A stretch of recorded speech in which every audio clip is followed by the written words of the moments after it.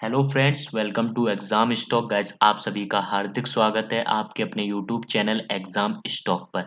तो गाइस, जैसा कि आप सभी के लिए डेली मैं प्रीवियस ईयर क्वेश्चन बैंक लेकर आता हूं, तो गाइस आज मैं इस सेशन का पार्ट 14 आपके सामने डिस्कस करने जा रहा हूं। तो गाइस फटाफट से अपने सेशन की ओर चलते हैं और देखते गाइस आज के अपने इस सेशन में आप सभी के लिए कौन कौन से महत्वपूर्ण प्रश्न होने वाले हैं। तो गाइस जो आज का अपना पहला प्रश्न है, ये जो आज का अपना पहला प्रश्न है वो आपके एग्जाम पॉइंट ऑफ व्यू से बहुत ही ज़्यादा इंपॉर्टेंट क्वेश्चन है। 100% गारंटी दे रहा हूँ। जो आज का अपना पहला प्रश्न है जो आपके एग्जाम में जरूर पूछा जाएगा, ऑलरेडी पूछा जा चुका है, जिसमें आपसे पूछा जा रहा है निम्नलिखित में से कौन सा राष्ट्र 2021 में फीफा अंडर 17 महिला विश्व कप की मेजबानी करेगा। आपको बताना है नेपाल, बांग्लादेश या फिर चीन या फिर भारत। फटाफट से आप इसका उत्तर हमारे कमेंट बॉक्स के लाइव चैट में दीजिए। आपके पास मात्र 5 सेकंड। तब तक मैं इस प्रश्न को इंग्लिश में भी पढ़कर सुना देता हूँ। Which one of the following nations will host the FIFA under 17 women's world cup in 2021। कौन सी कंट्री इसको होस्ट करेगी जो कि फीफा अंडर 17 वर्ल्ड कप है किसका, महिलाओं का। तो आपको बताना है नेपाल, बांग्लादेश या फिर चाइना या फिर इंडिया। तो गाइज इसका जो राइट उत्तर वो होगा भारत इसको होस्ट करेगा। मैं आपको बताना चाहूंगा थोड़ी सी इसकी हिस्ट्री, क्योंकि ये जो FIFA under 17 women's world cup था ये होने जा रहा था 2020 के अंदर, कहाँ पर, भारत के ही अंदर। पर लेकिन ये पोस्टपोन कर दिया गया किस वजह से, कोविड-19 पैंडेमिक की वजह से। अब इसे 2021 में पहुंचा दिया गया है और इसे होस्ट कौन करेगा, इंडिया ही होस्ट करेगा। तो ये क्वेश्चन आपके एग्जाम पॉइंट ऑफ व्यू से बहुत ही ज्यादा इंपॉर्टेंट है। अब अपन बात कर लें थोड़ी सी फीफा वर्ल्ड कप की हिस्ट्री की। तो सबसे पहले फीफा वर्ल्ड कप की शुरुआत पुरुषों से हुई थी, तो अपन पुरुषों की सारी हिस्ट्री जान लेते हैं। तो फीफा वर्ल्ड कप जो मेन वाला इवेंट होता है उसकी बात करने जा रहे हैं। तो उसकी शुरुआत 1930 के अंदर उरुग्वे से हुई थी और वहीं उसका पहला चैंपियन कौन था, वो उरुग्वे ही था। उसने ब्राजील को हराया था 2-1 से। वहीं मैं आपको बताना चाहूंगा करेंट चैंपियन या फिर इसका जो लास्ट टाइटल हुआ था वो हुआ था आपका रसिया के अंदर, जिसे किसने जीता था, फ्रांस ने जीता था। वो हुआ था 2018 के अंदर। अब 2022 के अंदर नेक्स्ट टाइटल होगा, नेक्स्ट टूर्नामेंट होगा, वो होगा कतर के अंदर। आपको याद रखना है, बहुत ही इंपॉर्टेंट है।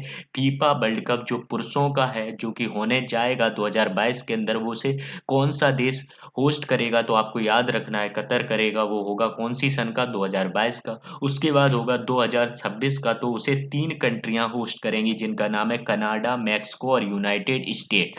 भाई मैं आपको एक चीज और बता दूं, जो फीफा वर्ल्ड कप है पुरुषों का उसमें सबसे ज्यादा खिताब कौन सी टीम ने जीती या फिर कौन सी कंट्री ने जीते, तो ब्राजील ने सबसे ज्यादा इसमें खिताब जीते हैं, वो कि 5 बार फीफा वर्ल्ड कप जीता है। उसके बाद 2 बार जीता है आई थिंक किसने, आपके फ्रांस ने। तो आपको इतनी जानकारी आपको इस क्वेश्चन से जरूर होनी चाहिए थी, क्योंकि इस क्वेश्चन से बहुत सारे क्वेश्चन आपके एग्जाम में जनरेट हो सकते हैं। अब अपन बढ़ते हैं अपने नेक्स्ट प्रश्न की ओर, जिसमें आपसे पूछा जा रहा है 1973 में प्रोजेक्ट टाइगर को डैश राष्ट्रीय उद्यान में शुरू किया गया था। आपको बताना है, पहला ऑप्शन है राजीव गांधी, दूसरा ऑप्शन है सुंदरबन या फिर भीतरकनिका या फिर जिम कॉर्बेट। आपको बताना है जो प्रोजेक्ट टाइगर था 1973 के अंदर, वो कौन से नेशनल पार्क से पहली बार शुरू किया था। पहला ऑप्शन है संजय गांधी, दूसरा ऑप्शन है सुंदरवन, तीसरा ऑप्शन है भीतरकनिका और चौथा ऑप्शन है जिम कॉर्बेट। आप इसका उत्तर हमारे कमेंट बॉक्स की लाइव चैट में फटाफट से दे दीजिए।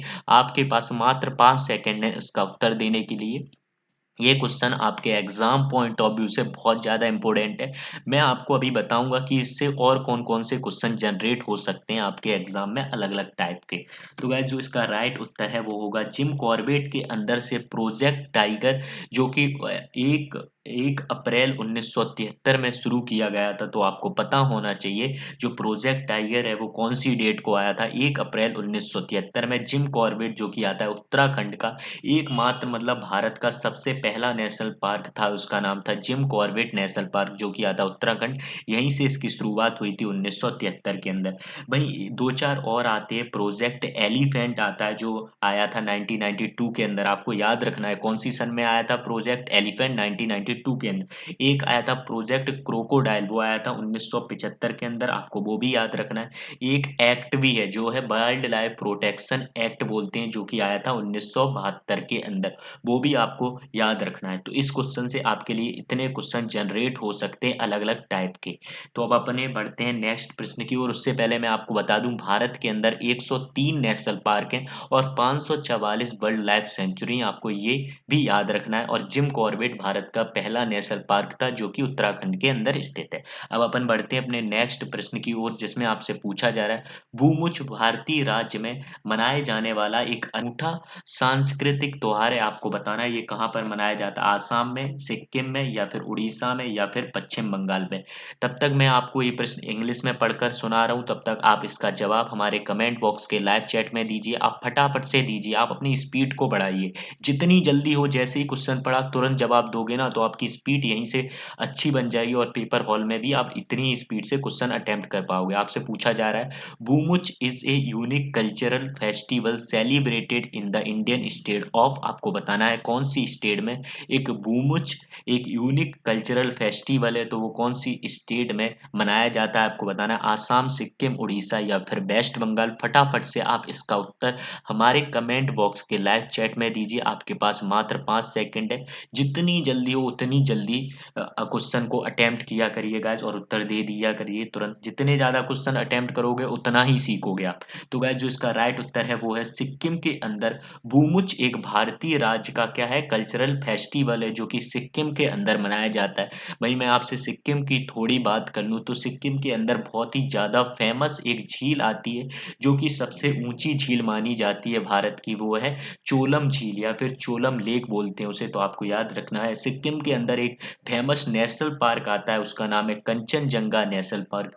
तो ये दोनों चीज़ें भी आपको याद रखनी है, क्योंकि मैंने इसलिए डिस्कस किया, ये दोनों चीज़ें आपके ऑलरेडी एग्जाम में पूछी जा चुकी हैं और बहुत बार पूछी जाती हैं।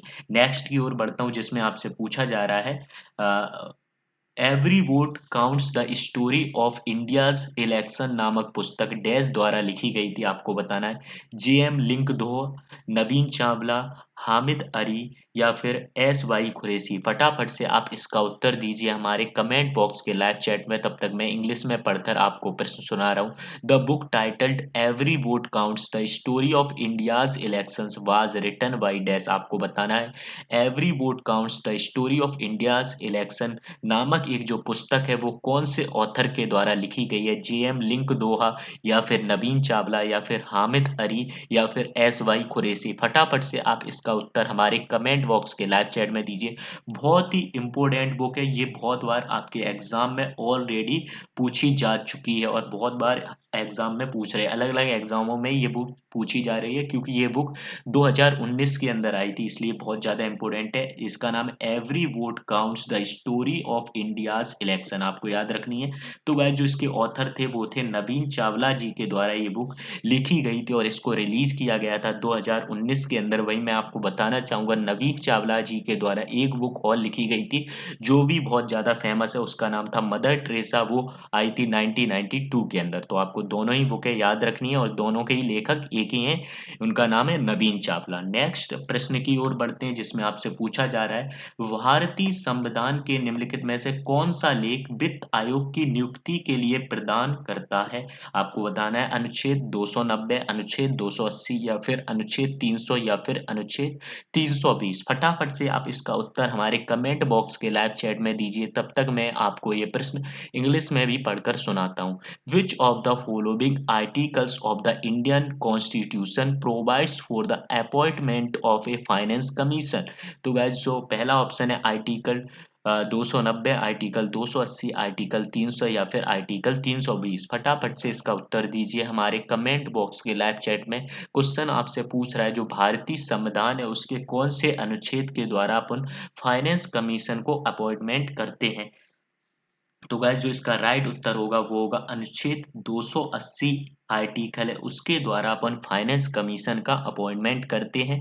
जो फाइनेंस कमीशन है भारत में पहली बार आया था 1951 के अंदर, तो आपको याद रखना है।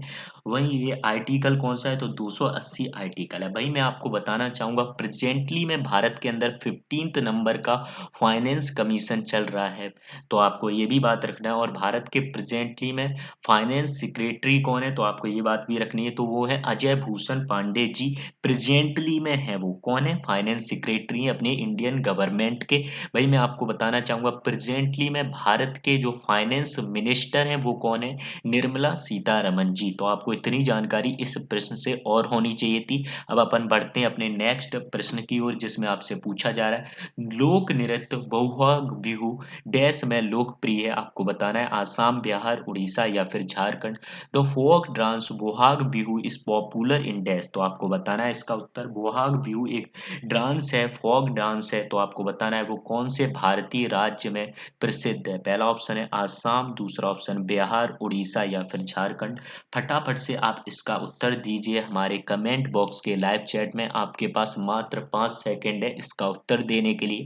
ये क्वेश्चन इतना ज़्यादा फेमस है, आप कोई भी एग्जाम का प्रीवियस ईयर पेपर उठा लीजिए, हर एग्जाम में क्वेश्चन देखने को मिल जाएगा बोआग बिहू कौन से राज्य का फेमस डांस है। तो गाइज मैं आपको बताना चाहूंगा ये आसाम का बहुत ही ज़्यादा फेमस डांस है, और बहुत बार ये आपके एग्जाम में पूछा जा चुका है, अलग अलग एग्जाम में भी पूछा जा चुका है। एनटीपीसी, एसएससी के एग्जाम में, ग्रुप डी में, सभी एग्जामों में ये क्वेश्चन ऑलरेडी आ चुका है। अब अपन बढ़ते हैं अपने नेक्स्ट प्रश्न की ओर, जिसमें आपसे पूछा जा रहा है वर्तमान नेपाल प्रधानमंत्री केपी शर्मा ओली किस राजनीतिक दल से संबंधित है।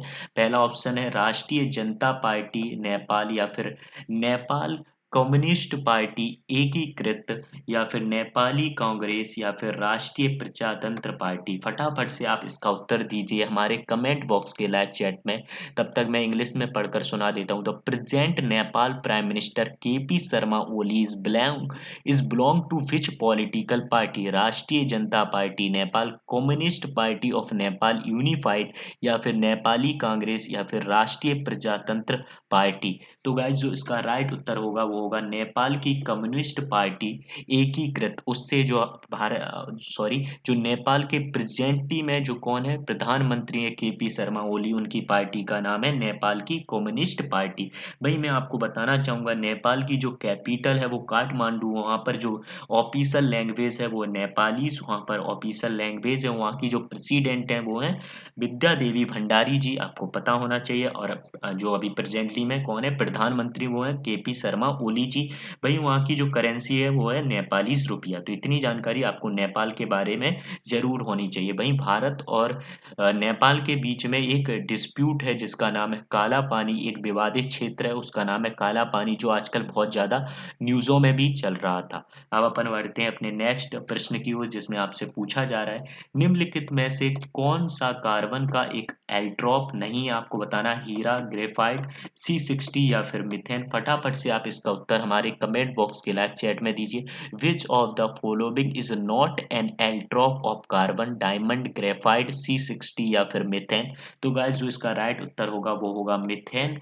क्या नहीं है, कार्बन का एक एल्ट्रॉप नहीं है। आपको पता होना चाहिए कौन कौन से एल्ट्रॉप जो कि कार्बन के हैं। वो एक हीरा है, ग्रेफाइट है, C60 है, बहुत ही ज्यादा इंपॉर्टेंट है, अलग अलग एग्जामों में ये क्वेश्चन भी बहुत बार पूछा जाता है, आपको याद रखना है। केमिस्ट्री वाले सेक्शन में ये क्वेश्चन आता है। नेक्स्ट प्रश्न की ओर बढ़ते हैं, जिसमें आपसे पूछा जा रहा है चंद्रगुप्त 322 से लेकर 298 ईसाई पूर्व किस वंश के शासक थे। आपको बताना है मौर्य वंश के या फिर मेवाड़ वंश के या फिर मुगल वंश के या फिर पेशवा वंश के। Chandragupta was the ruler of which dynasty. 322 से 298 बीसी तक ये कौन से वंश के शासक थे और पहले रूलर थे। आपको बताना है मौर्य, मेवाड़ या फिर मुगल या फिर पेशवा। तो फटाफट से आप इसका उत्तर दीजिए हमारे कमेंट बॉक्स के लाइव चैट में। तो गाइस जो इसका राइट उत्तर होगा वो होगा मौर्य के जो माना जाता है कि चंद्रगुप्त मौर्य के द्वारा मौर्य डायनेस्टी की स्थापना की गई थी और ये इसके पहले रूलर थे।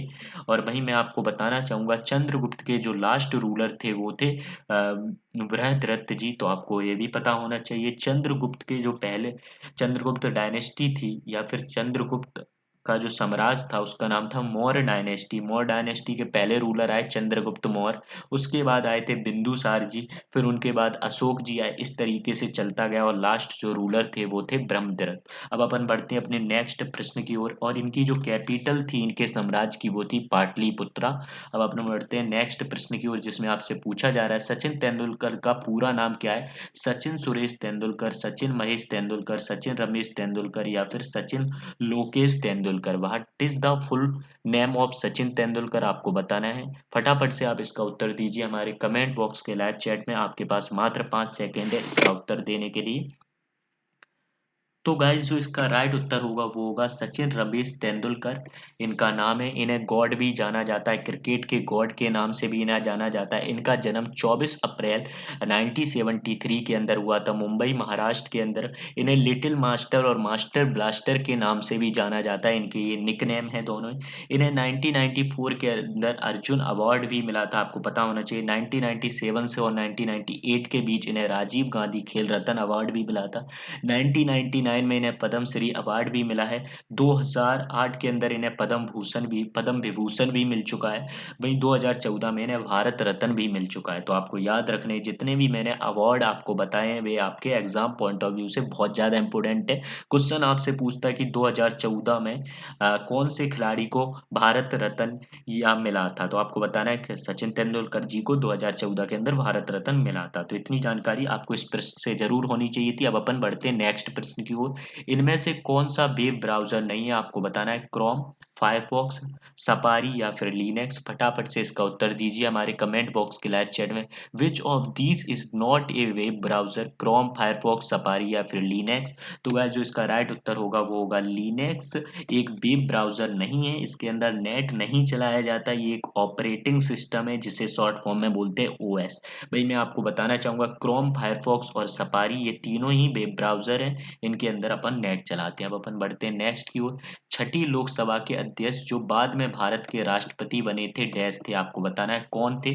जो 6th लोकसभा थे उसके स्पीकर भी रह चुके थे और बाद में ये राष्ट्रपति बने थे, तो आपको नाम बताना है। ऑप्शन है बीपी सिंह, नीलम संजीव रेड्डी या फिर बीएस रमा देवी या फिर सुकुमार सेन। फटाफट से आप इसका उत्तर दीजिए हमारे कमेंट बॉक्स के लाइव चैट में। तो गाइस जो इसका राइट उत्तर होगा वो होगा नीलम संजीव रेड्डी, जो कि जो अपनी छठी लोकसभा थी जो उसके अध्यक्ष भी थे। कौन थे? अध्यक्ष थे, मतलब लोकसभा स्पीकर थे।